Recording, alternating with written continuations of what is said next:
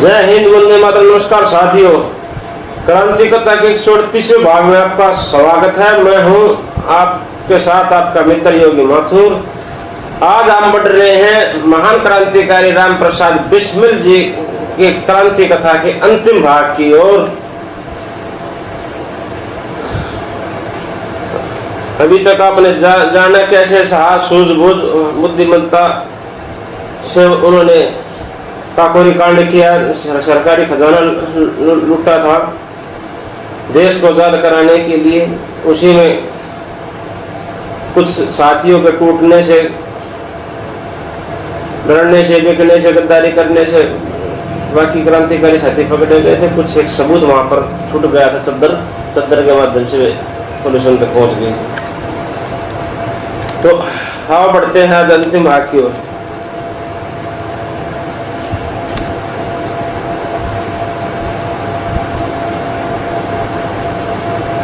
उनको सजा सुना दी गई थी। सजा सुनाने के बाद मैं सजा को पुनः दोहराना चाहूंगा। अपने फैसले में निम्नलिखित सजा सुनाई।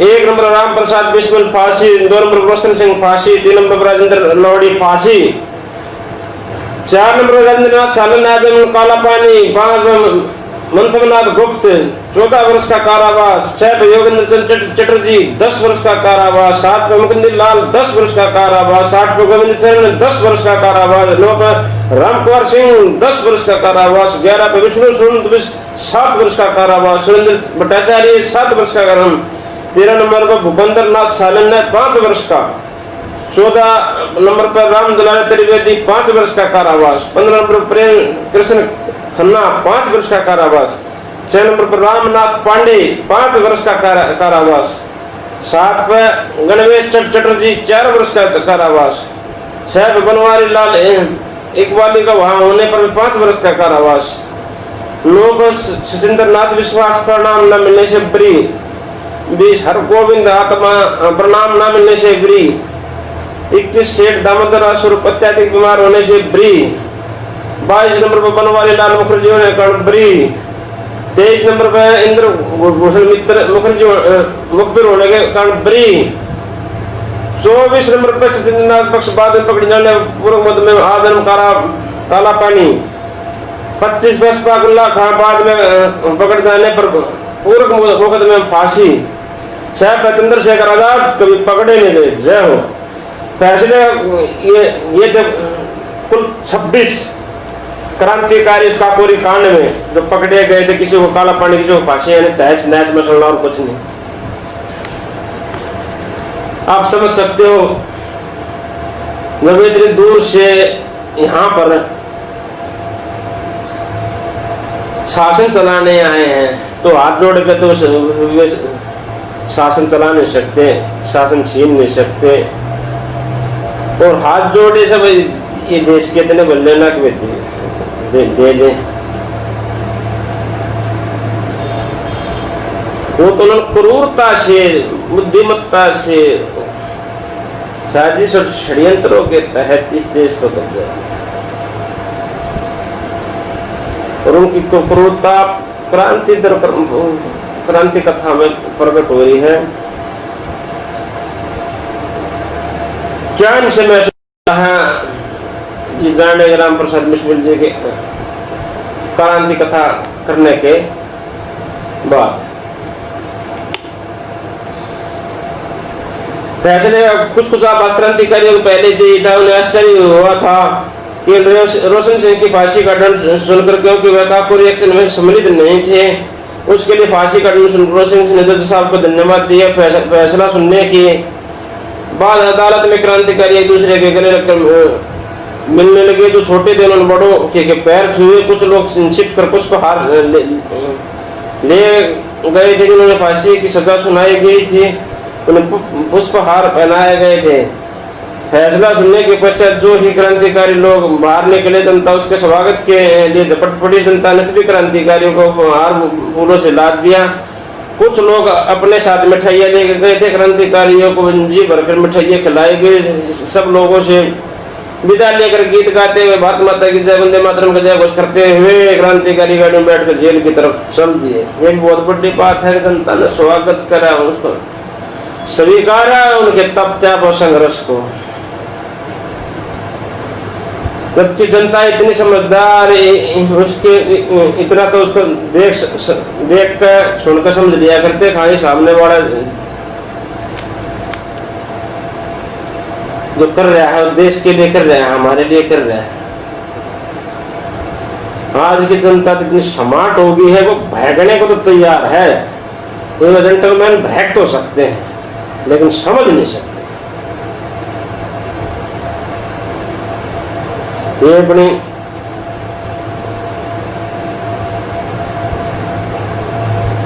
परंपरा चलने के लिए है और इस परंपरा की धारा को मोड़ना पड़ेगा। सत्य और असत्य में भेद बताना पड़ेगा। सब चमक चांदनी में धुंधलाए हुए हैं, समझ में नहीं आ रहा है कौन झूठ बोल रहा है, कौन आओ बढ़ते हैं। जिन्हें फांसी की सजा सुनाई गई थी, पुष्पहार पहनाए गए थे, फैसला सुनने के पश्चात जो क्रांतिकारी लोग बाहर निकले, जनता उसके स्वागत के लिए झपट पड़ी। जनता ने क्रांतिकारियों को फॉर्मूला चला दिया। कुछ लोग अपने साथ मिठाई लेकर गए थे, क्रांतिकारियों को जी भर के मिठाइयाँ खिलाई गई।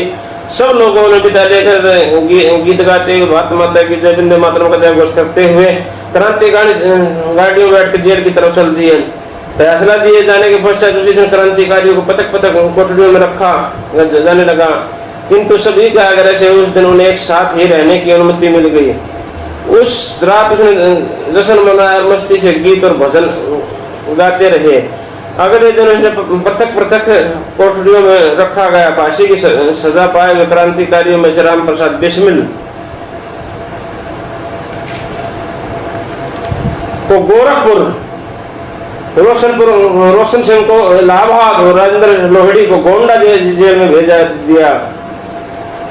पूर्व मुकदमे में फांसी की सजा पाए अशफाक उल्ला खां को फैजाबाद की जेल में रखा गया। जनता की ओर से फांसी की सजा कम कराने के लिए जोरदार आंदोलन आरंभ किया गया।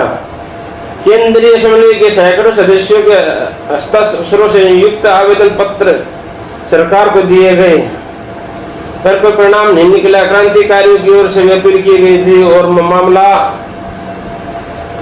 पर भी कौंसिल तक पहुंचा गया था, पर कोई परिणाम नहीं निकला। सरकार को 2 बार फांसी की तारीख आगे बढ़ानी पड़ी, पर सजाएं कम नहीं की गई। सरकार की ओर से भी सजाएं बढ़ाने की अपील नहीं की गई और कुछ लोगों की सजाएं बढ़ा दी गई। जिन लोगों को 10-10 वर्ष की सजा दी गई थी, उसकी सजा बढ़ाकर आजन्म काले पानी की सजा कर दी गई थी, और जिनको 7-7 वर्ष की सजा दी गई थी, उनकी सजा 10-10 वर्ष कर दी गई थी। मगध नाथ गुप्त की सजा इसलिए नहीं बढ़ाई क्योंकि उस वर्ष की उम्र बहुत कम थी। राम प्रसाद बिस्मिल को गोरखपुर जेल में रखा गया। फांसी के पूर्व उन्होंने एक बहुत महत्वपूर्ण कार्य किया। कुछ मिली भगत से और कुछ चोरी छिपे उन्होंने फांसी की कोठरी में अपनी आत्मकथा लिख डाली थी। आत्मकथा उन्होंने 3 बार जेल से बाहर भेजी। आत्मकथा का अंतिम खंड फांसी के 3 दिन पहले बाहर भेजा गया था। गोरखपुर के पत्रकार दशरथ प्रसाद त्रिवेदी के पास बिस्मिल की आत्मकथा भेजी जाती थी। उसके पास आत्मकथा कानपुर के गणेश शंकर विद्यार्थी के पास भेजी और यह प्रताप प्रेस में छिप गई। सरकार ने शीघ्र ही राम प्रसाद बिस्मिल की आत्मकथा की प्रति जब्त कर ली गई। क्या देख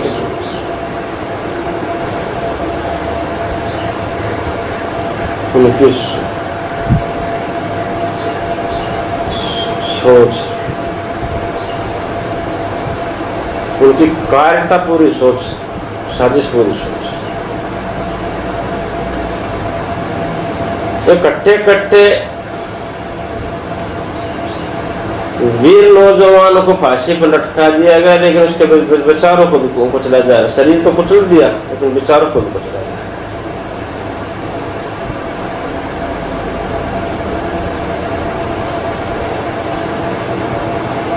मैं क्या कहूं, ना तो तुम्हारे में इतनी कोई हिम्मत थी, ना कोई समझदारी थी ना कोई बहादुरी थी। कदे अपने आप पहले कहीं को समझ रहे हो कि ये तो देश में बैठे हमारे कुछ भ्रमित भाइयों के कारण ऐसा हो जाता है जो आपके वो झांसे में आ जाते हैं। आपके बाती के जो प्रलोभन होते हैं उस जाल में फंस जाते हैं और अपने वतन से गद्दारी कर बैठते हैं।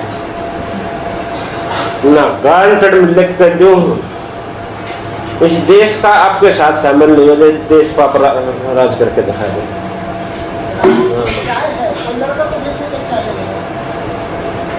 कोई नहीं है, ठीक है, गारंटी ये बात तो कैसे पी लो, आप पी लो। निकाले दर्द ऐसे करी चाय बनाए तो हाँ बढ़ते हैं किए गए विचारों पर चिंतन मंथन करते हुए क्रांति कथा की ओर।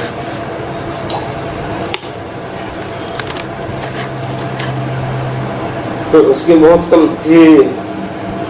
राम प्रसाद बिस्मिल की आत्मकथा की प्रतियां जब्त कर ली गई थी। राम प्रसाद बिस्मिल द्वारा लिखित उसकी आत्मकथा नौजवानों के लिए बहुत अच्छी मार्गदर्शिका सिद्ध हो सकी थी। उसमें से उन्होंने अनुभव के आधार पर बड़े विस्तार के साथ इस बात की चर्चा की थी युक्तों को अपने दिनचर्या कैसे रखनी चाहिए, लेकिन शैली बहुत अधिक साहित्य तक न होते हुए प्रभावशाली है, एक अंश अद्भुत है। सरकार की इच्छा है कि मुझे घोट घोट कर मारे, इसी कारण से इस गर्मी की ऋतु में 3.5 महीने बाद अपील की तारीख नियत की गई थी। 3.5 महीने तक फांसी की कोठरी में बुना गया। यह कोठरी पक्षी के पिंजरे से भी खराब है। गोरखपुर जेल की कोठरी तक सूर्य देवता की कृपा से चारों ओर रेतीली जमीन होने के कारण अग्नि वर्ष होता रहता है। 9 फीट लंबी तथा 9 फीट चौड़ी कोठरी में केवल एक 6 फीट लंबा और 2 फीट चौड़ा द्वार है। कोठरी का अग्नि क्षण होता रहता। कोठरी का 9 फीट लंबी और 9 फीट चौड़ी 9 बाय 9 की कोठरी में केवल 6 फीट लंबा और 2 फीट चौड़ा द्वार है। 9 बाय 9 का कमरा है और केवल उसमें एक ही 6 बाय 2 का एक द्वार है।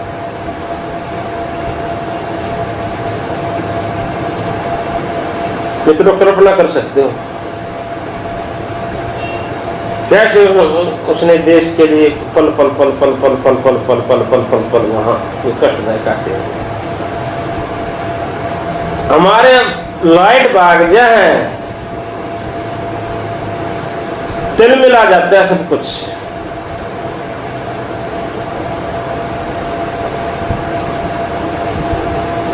मनोरंजन का साधन आज सबसे बड़ा ये मोबाइल फोन से नेट गायब हो जाता है, महीना खत्म हो जाता है या दूर हो जाता है तो बेचैनी हो जाती है। मेरा मनोरंजन कहाँ है? लेकिन कैसे उन्होंने आजीवन 14 वर्ष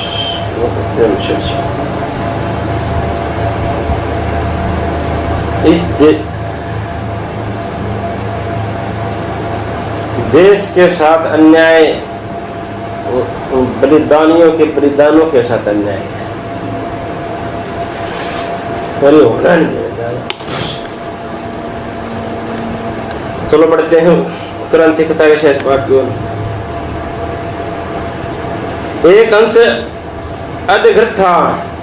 सरकार की इच्छा है कि मुझे घोट घोट कर मारे, इस कारण इस गर्मी की ऋतु में 7.5 महीने बाद अपील की तारीख नियत की गई थी। 3.5 महीने तक फांसी की कोठरी में बुना गया। यह कोठरी पक्षी के पिंजरे से भी खराब है। गोरखपुर जेल की फांसी की कोठरी मैदान में बनी है। किस प्रकार की छाया निकट नहीं है। प्रातःकाल 8 बजे से रात्रि के 8 बजे तक सूर्य देवता की कृपा से तथा चारों ओर रेतीली जमीन होने के कारण अग्निवर्ष होता रहता है।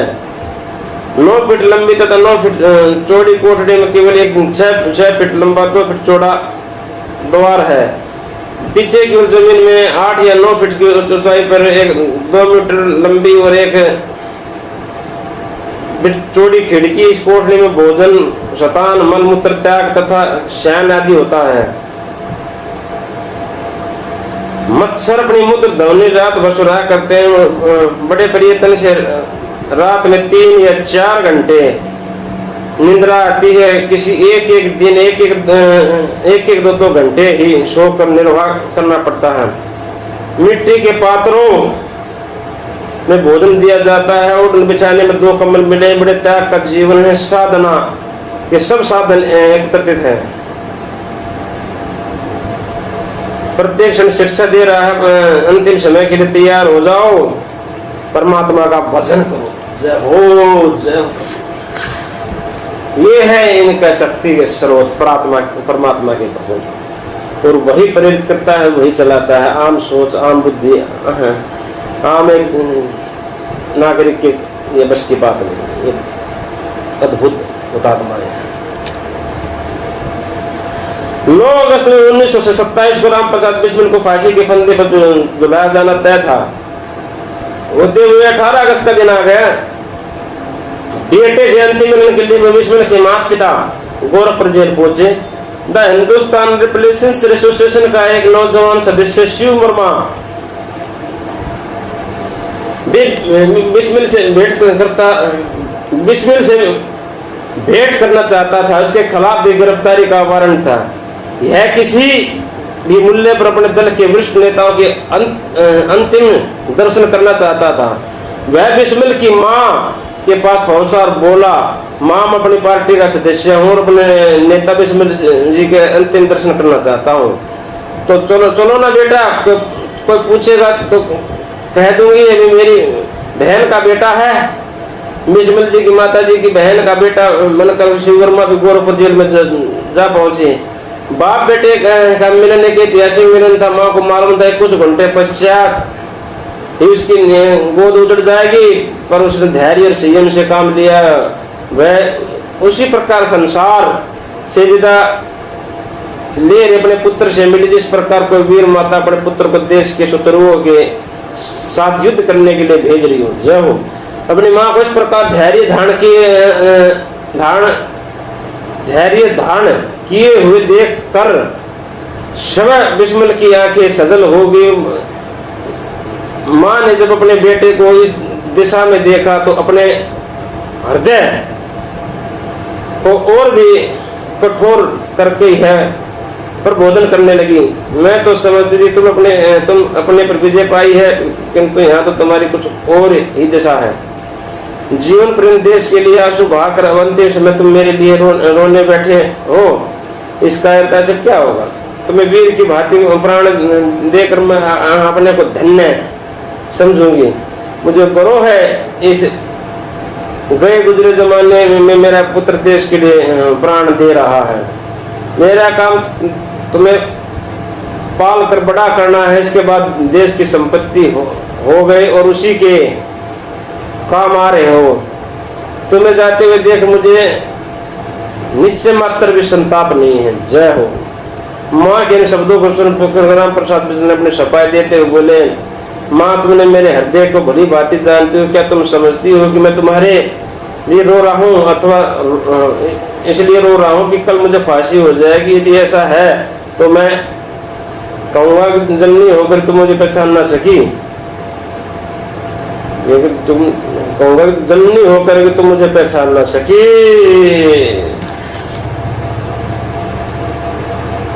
हे परमात्मा, क्या अद्भुत शक्ति प्रेरणा अनुभव मिल रहा है।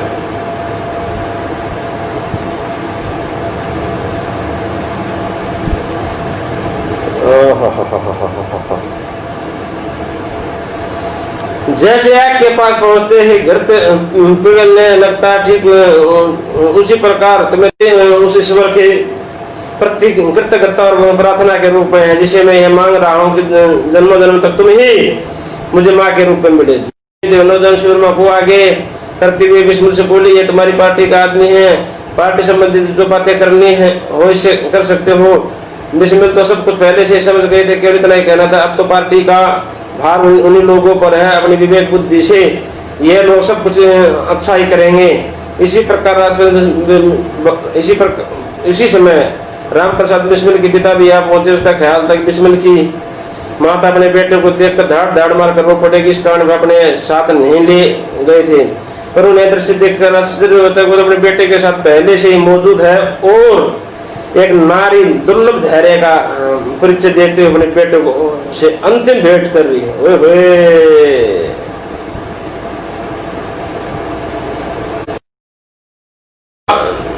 मुरलीधर समय अपने आप को न संभाल सकी और रो पड़े। उन्हें रोते हुए देखकर बिस्मिल ने उन्हें समझाया, पिताजी एक वीर पुरुष होकर राम प्रसाद बिस्मिल के पिता होकर इस प्रकार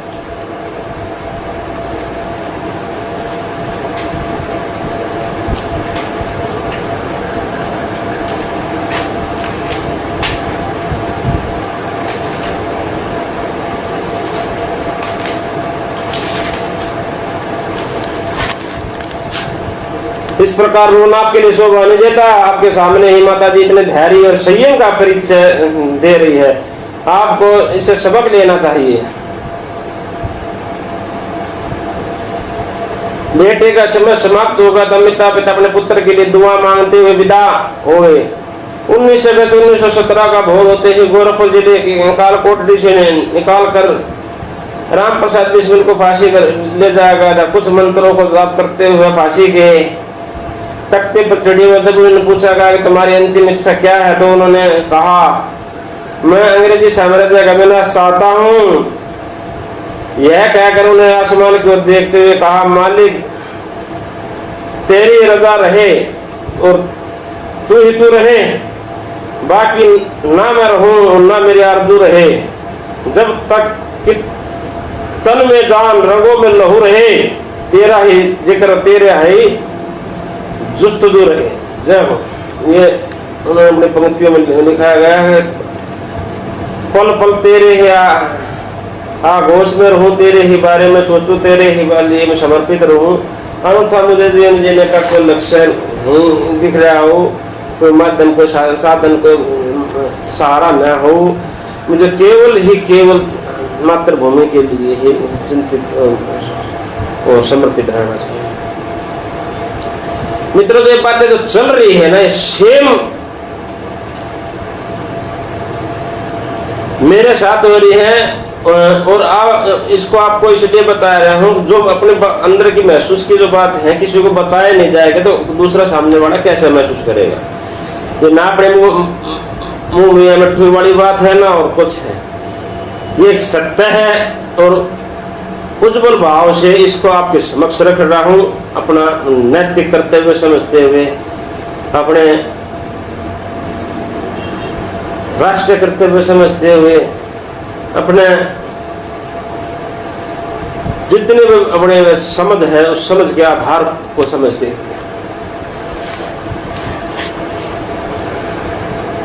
3-4 मिनट का समय रहेगा, 5-4 पंक्ति रह गया, बढ़ते हैं।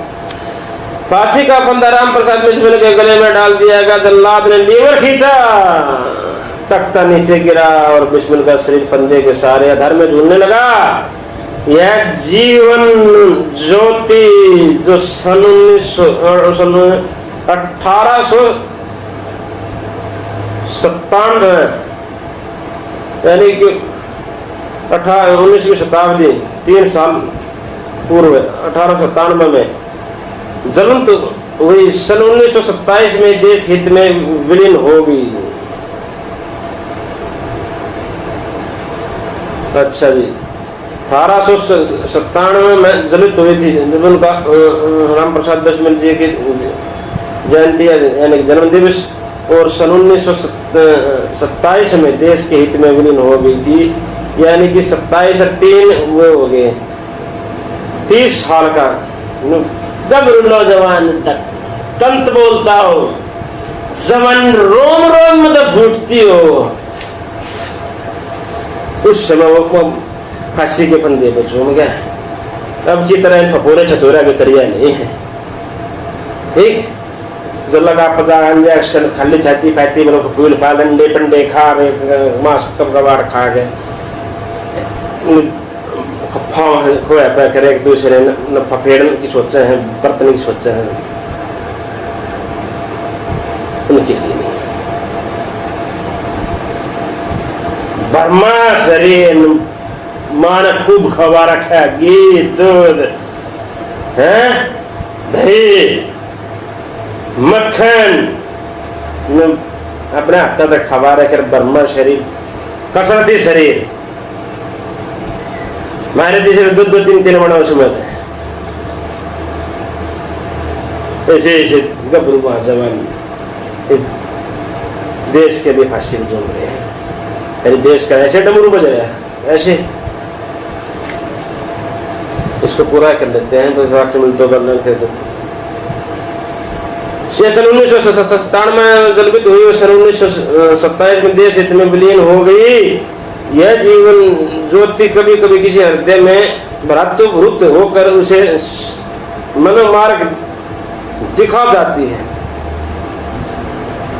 जय इस महान क्रांतिकारी को यहाँ सत नमन करते हुए इस क्रांति कथा को यहाँ समाप्त करते हैं अपने भाव विचारों के 2 शब्दों के साथ। इसका 2-3 मिनट का समय है।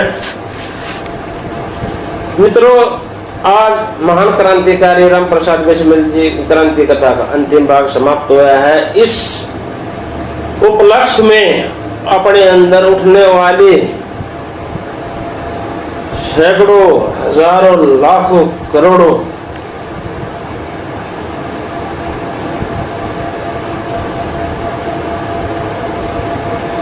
राष्ट्रभक्ति की ज्वलंत ज्योतियां जगमगा उठती है। पता ना कहां से क्या प्रकाश निकलता है, क्या ऐसा महसूस होता है कि सारे ये शहीद बलिदानी तप संघर्षी सुंदर सुरक्षित सुशोभित सम्मानित बनाने के लिए प्रयास करे हैं, अभ्यास करे हैं, जीवनों को समर्पित किया है। उनकी सभी की समस्त आत्माएं धत्कारती हो। किस सल्लू के पट्टों, किस निकम्मे नठारा के लिए हमने ये अपना जीवन देश के लिए कुर्बान कर दिया है। हम इतने अपने लोभ लालच सहवार्थी ईर्षा अहंकार तृष्णा महत्वाकांक्षा में अतिवाद भौतिकवाद में डूब गए चले गए हैं, हमें पता है ना हमारे जीवन का नैतिक राष्ट्रीय कर्तव्य क्या है। और तो इतने इंटेलिजेंट है, कोई दिशा में चल भी रहा है ना, चल भी रहा है तो उसको भी हल्का दिखाने के लिए, नीचा दिखाने के लिए, तो शायद करने के लिए भांति भांति के ऐसे दुष्शब्दों का प्रयोग किया जा सकता है जिसके अपने मुखमंडल से करना चाहता है। ये जमाने की अतिवाद की बुद्धिमुक्ता का परिणाम है। सब ने परमात्मा ने इसमें सोचने समझने का सिस्टम दिया गया है, वो तंत्र दिया गया, खोपड़ी तंत्र दिया गया है। 10 इंद्रियां दी गई हैं और 10 इंद्रियां का सरदार मन।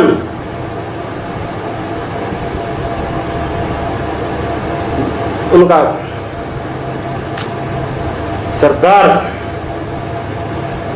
बनाकर के ऊपर रखा गया है। वो बताएगा क्या ठीक है क्या गलत है। अपने स्वार्थ मनोरंजन में नहीं, जो कर्तव्य है उसको देखो, जो अपने निष्ठा भाव है उसको देखो, अपना जो समर्पित भाव है उसको देखो, अपने सिर पर जो लोन रखा है उस पर देखो, उसको जानो समझो, एहसास करो, महसूस करो। और जिस पर तो इतरा रहा है, इस बढ़िया बढ़िया जुल्फा पे, बढ़िया बढ़िया खोपड़ी पे, बढ़िया बढ़िया कपड़े पे, बढ़िया बढ़िया चेहरे पे, बढ़िया बढ़िया कंधे छाती पे और बढ़िया से तो जान जवानी पे किसी किसी सारे सिस्टम पे किसी का ऋण है, कर्जा है, लोन है, किसका बलिदानी होगा। अगर कोई नहीं मानता हो सामने आओ, मैं महसूस करवाऊंगा, क्यों नहीं है। ये भारत वाले में क्यों कभी है, जो भारत में से जो टुकड़े टुकड़े हुए, ये पाकिस्तान, बांग्लादेश वगैरह, इन देशों पे भी है।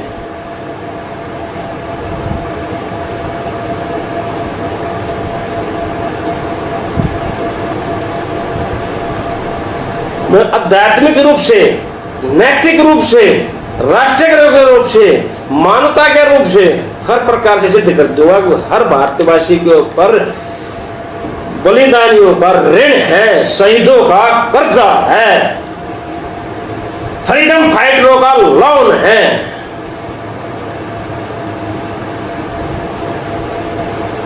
यही बात मैं कभी तो मौका भगवान ईश्वर परमात्मा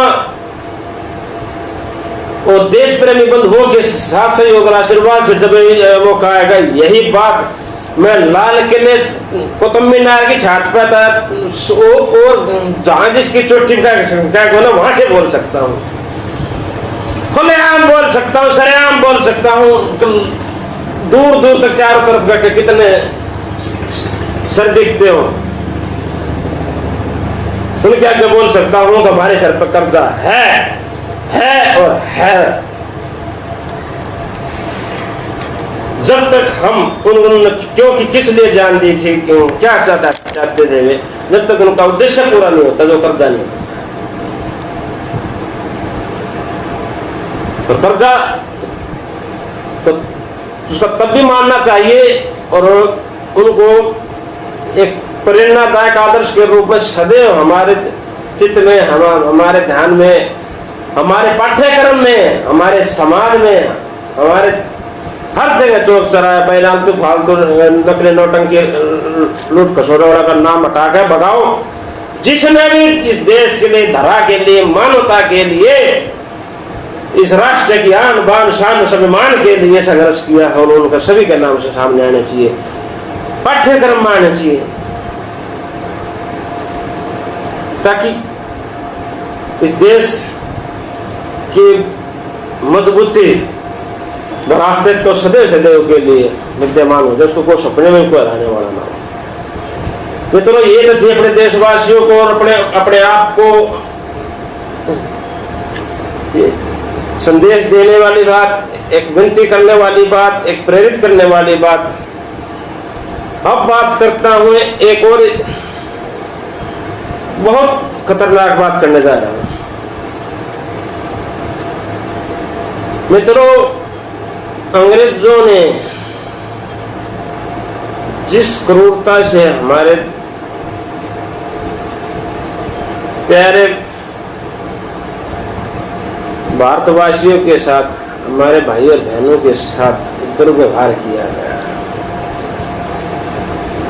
जब तक वे अंग्रेज, उनके खानदान, उनका जितना वहां से मरवा लिए होंगे, कहीं नरक के कोण में छड़ते होंगे, कीड़े लग रहे होंगे, ठीक, वो तो बहुत बुरी दशा में होंगे। मतलब पता उनकी आत्मा ने अभी भी अपने कर्म पढ़ के पाप से मुक्त नहीं हुई होंगी। जब तक उसे पूरे जो जीवित है, जो अगर खानदान, उनके पूरे का यहाँ पर गलती नहीं मनवाना।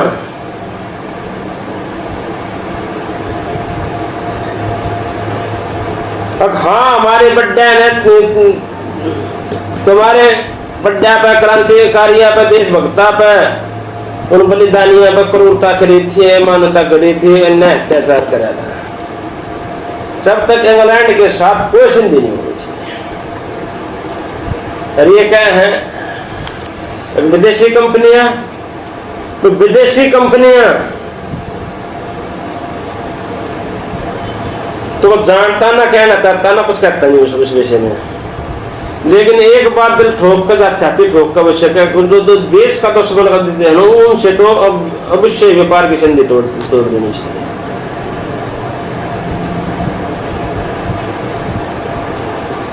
और ये चीन पाकिस्तान से भी ज्यादा क्रूर और घातक और निष्ठापूर्वक कर्म करने वाला मुझे इंग्लैंड लगा, जो बाहर से इतने गोरे चिट्टे साफ सुथरे दिखते हैं। मित्रों, शहीदों को सम्मान देना है तो इंग्लैंड को इंग्लैंड को नहीं, और इनको सब क्या एक दरकरार करना पड़ेगा। एक ऐसा दिन का आंदोलन इस देश में कहीं से भी किसी के माध्यम से उठने वाला है, क्योंकि जो आत्माओं का जलन प्रभाव हो महसूस कर रहा हूँ एक आध्यात्मिक रूप से, अब कहीं ना कहीं से एक ज्वालामुखी फूटने वाला है। और दूसरी बात, हिंदू मुसलमानों की एकता में एक संदेश देना चाहता हूँ। आप दोनों टकराव होने की बजाय, लट्ठम लट्ठा होने की बजाय, फुटम फुट्टा होने की बजाय दोनों एक हो, कहते दोनों का ढोल बजा रखे उनके गुना के खिलाफ होते। वे रणनीति खेल कर जा रहे, बढ़ा कर जा रहे हैं, आप लोग बढ़लना कर रहे हो यार, कहाँ की समझदारी है। एक तो एक गुरु बैठी है दोनों साइड में, किसी ने आज तक ये बात कही है, अभी दोनों एक होकर उनको एक सबक खेला, आपस का फैसला बाद में कर लेंगे, हमारे घर की बात है।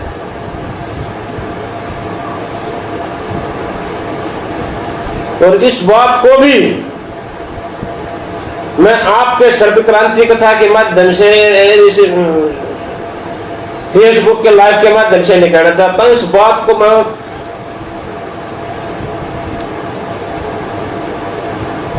इस आवाज को, इस विचार को बहुत ऊंचे तक पहुंचाना चाहता हूं, चाहे वो आवाज आप लोगों में से किसी की क्यों ना हो, मुझे इस बात से कुछ नहीं, लेकिन ये कोरा सत्य है, एकाट्य सत्य है। और ये कोरा एकाट्य पवित्र सत्य जब इस देश के भ्रमितवादी जनता के बीच में जाएगा, तो ऐसे मत करो भाई, ऐसे नहीं, ऐसे गलत होएगा, ऐसे करो, ऐसे करके फिर ऐसे करना, फिर देखना। अरे 10-20-30% भी समझ में ना आएगी ये बात है। अरे सत्य की सौगंध है, किसी के नाक में घुसाएगी तुरंत उसके दिमाग को अपने कंट्रोल में कर लेगी। ये ऐसी वैसी बात ना है।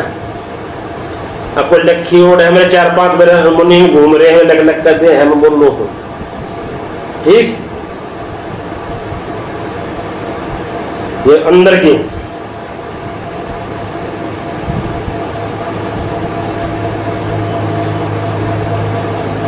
अंतःकरण के उस गहराइयों से आवाज है, हृदय की परम गहराइयों की ये आवाज है कि हाँ अब ऐसा होना चाहिए, ये होके रहेगा। अंततः भारतीयों को, उन शहीदों को न्याय नहीं मिलेगा, और जब तक उनको न्याय नहीं मिलेगा इस देश का उत्थान उद्धार विकास नहीं होगा। ये सब बातें कहने खोखली है, अपने आप को बहकाना है, जनता को बहकाना है, लेकिन ये बहकाने की बात है। जब तक उन हुतात्माओं को न्याय नहीं मिलेगा इस देश में सुव्यवस्था, शांति, संपन्नता स्थापित नहीं होगी। और आदरणीय प्रधानमंत्री जी का जो नारा है, सबका साथ, सबका विकास, सबका विश्वास, तभी संपूर्ण होगा जब इन शहीदों की आत्माओं को न्याय मिलेगा। अन्यथा आगे बोलना नहीं चाहता, लेकिन सत्य यही है।